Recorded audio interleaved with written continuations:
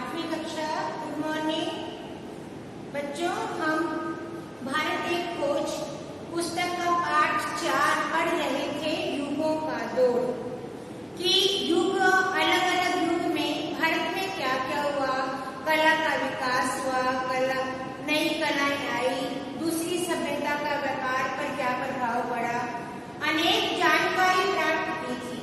तो मैंने पहले भी बताया था कि यह जो पुस्तक है, जवाहरलाल नेहरू जो भारत के प्रथम प्रधानमंत्री थे, उन्होंने यह किताब लिखी थी।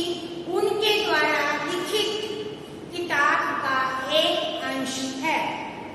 उन्होंने अपनी आत्मकथा में लिखा था, उसका एक अंश आपके पास है, जिसमें इतनी ज्यादा सामान्य जानकारी, नैतिक मूल्य और आपके लिए यह ज्ञानवर्धक पुस्तक है। प्यारे बच्चों, इस पुस्तक में भारत की जानकारी है, तो आप इस पुस्तक को ध्यानपूर्वक पढ़ते रहेंगे, जो आगे आपके भविष्य में भी काम आएगी। इस पुस्तक में जो ज्ञान की बातें हैं, वे आपके भविष्य में आगे कहीं भी कंपटीशन के पेपर होंगे, तब भी यह आपके काम आ सकती है। तो इस पुस्तक को ध्यान से पढ़ते रहेंगे। पाठ 4 तक हम कर चुके। पाठ 5 नई समस्याएं। पाठ का नाम क्या है? नई समस्याएं। पृष्ठ नंबर 72। आज हम ये पढ़ेंगे। इस पाठ में जो भारत में युगों का दौर आया, युगों का दौर आने के बाद जो समस्याएं भारत में पैदा हुई, उनके बारे में जानकारी प्राप्त करेंगे।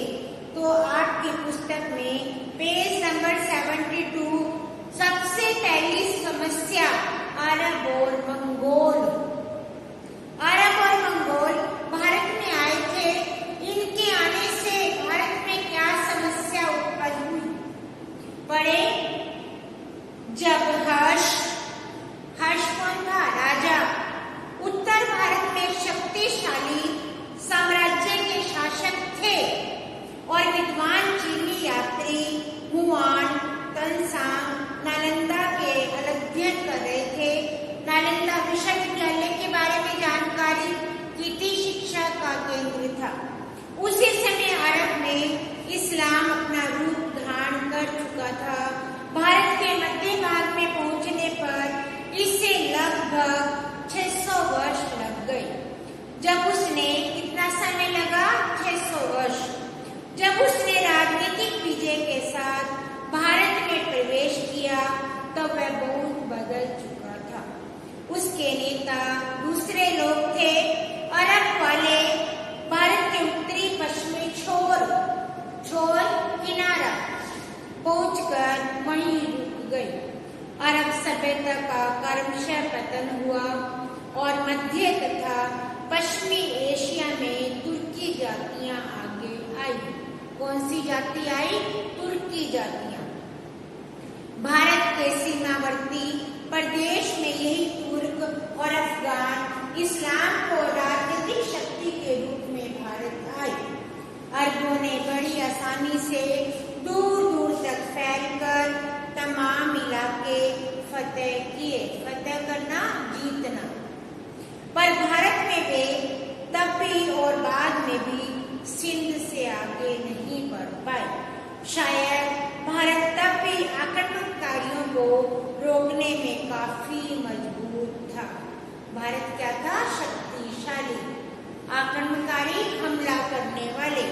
किसी हद तक इसका कारण अरबों के आंतरिक झगड़े भी हो सकते हैं। सिंध बगदाद की केंद्रीय सत्ता से अलग होकर एक छोटा सा स्वतंत्र राज्य हो गया। हालांकि आक्रमण नहीं हुआ, हमला। पर भारत और अरब के बीच संपर्क बढ़ने लगा। दोनों ओर से यात्रियों का आना जाना हुआ। राजदूतावासों की अदला बदली हुई। भारतीय पुस्तकें, विशेषकर गणित और खगोल शास्त्र पर बगदाद पहुंची।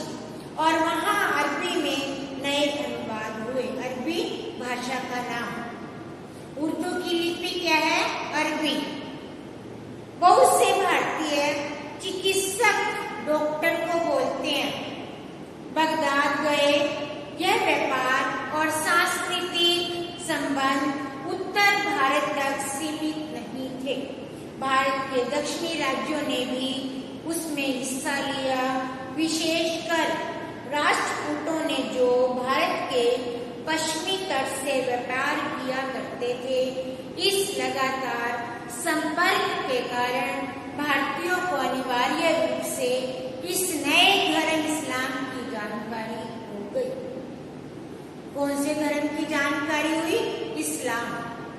इस नए धर्म को फैलाने के लिए प्रचारक आए और उनका स्वागत किया गया। स्वागत करना, वेलकम करते हैं ना हम, कोई घर में आए तब भी, कोई स्कूल में जब हम वेलकम करते हैं, स्कूल में भी सिखाया गया है वेलकम करना। मस्जिद बनी, न शासन ने इसका विरोध किया न जनता ने, न कोई धार्मिक झगड़े हुए। सभी धर्मों का आदर और पूजा के सभी तरीकों के प्रति सहनशीलता का व्यवहार करना भारत की प्राचीन परंपरा है। भारत क्या है? अतिथि देवो भव की परंपरा में विश्वास करता है, जो इसमें भी बताया गया कि हमारी प्राचीन परंपरा अतिथि देवो भव है। अतः राजनीतिक ताकत के रूप में आने से कई शताब्दी पहले इस्लाम भारत में एक धर्म के रूप में आ गया। यहाँ पर हमने इस्लाम धर्म के बारे में जानकारी प्राप्त की कि इस्लाम धर्म भारत में कब आए। अब इसका अगला भाग है महमूद गजनबी और अफगान। पहले क्या था? अरब और मंगोल। अब कौन है? महमूद गजनबी और अफगान। लगभग 300 वर्ष तक भारत पर कोई आक्रमण नहीं हुआ। 1000 ईस्वी के आसपास अफगानिस्तान के सुल्तान महमूद गजनबी ने भारत पर आक्रमण करने आरंभ कर दिए। अंडरलाइन कर लो बच्चों, किसने भारत पर आक्रमण शुरू किए थे? महमूद गजनबी ने। महमूद गजनबी तुर्क था। अंडरलाइन करो ये भी। और जिसने मध्य एशिया में अपनी ताकत बढ़ा ली, उसने बड़ी निर्ममता जिसको निर्दयी बोलते हैं, दुष्ट कट्टर कई आक्रमण किए, खूब खून खराबा किया। हर बार महमूद अपने साथ बड़ा खजाना ले गया। खजाना, धन दौलत। हिंदू धूल कणों की तरह चारों तरफ बिखर गए और उसकी याद भर लोगों के मुंह में पुराने किस्से की तरह बाकी रह गई। जो तितर बितर होकर बचे, तितर बितर बिखर जाना। और मन में सभी मुसलमानों के प्रति गहरी नफरत पैदा हो गई। नफरत की घृणा को बोलती हैं। किसी से हम घृणा करते हैं तो नफरत। अनुमान लगाया जा सकता है महमूद ने कितनी तबाही की, पर महमूद ने उत्तर भारत के सिर्फ एक टुकड़े को छुआ, लूटा, जो उसके धावे के रास्ते में पड़ा। धावा, आक्रमण, हमला। मध्य पूर्वी और दक्षिणी भारत उसने पूरी तरह बच गया। महमूद ने पंजाब, सिंधु को अपना राज्य में मिला लिया। वह हर दावे के बाद गजनी लौट जाता था। वह कश्मीर पर विजय नहीं पा सका। यह पहाड़ी देश उसे रोकने मारने में सफल रहा। काठियावाड़ में सोमनाथ से लौटते हुए राजस्थान के रेगिस्तानी इलाके से भारी हार खानी पड़ी। इस आखिरी धावे के बाद फिर वह नहीं लौटा। महमूद की मृत्यु 1030 में हुई।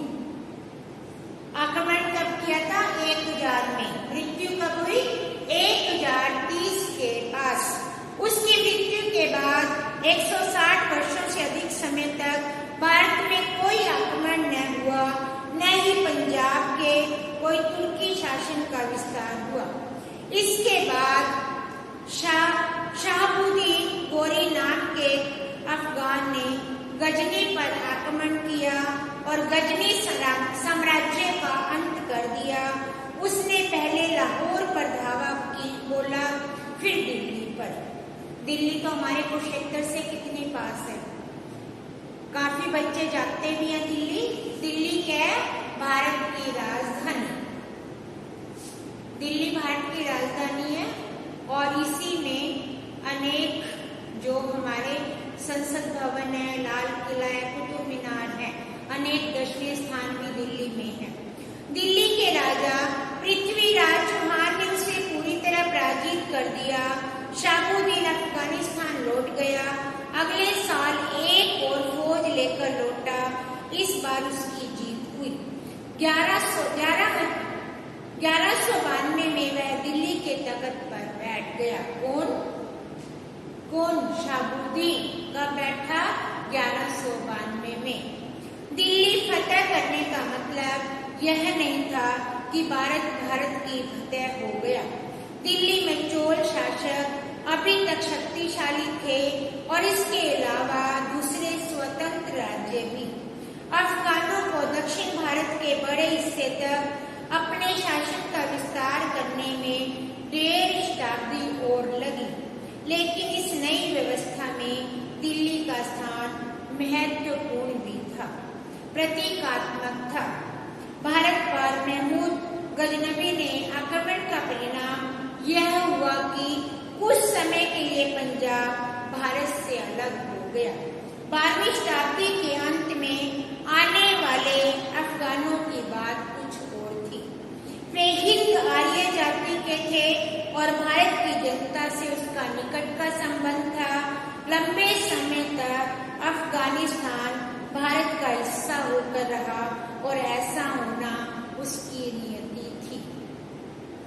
तो प्यारे बच्चों, आज हम 74 पेज तक ही पढ़ेंगे। ये मैं थोड़ा थोड़ा ही पढ़ाती हूँ ताकि आपको समझ आ जाए। तो प्यारे बच्चों, आज हमने नई समस्याओं के बारे में पढ़ा, अरब और मंगोल जाति के बारे में पढ़ा, महमूद गजनबी के बारे में पढ़ा। तो प्यारे बच्चों, पाठ को ध्यान से दोबारा से पढ़ लेना। धन्यवाद।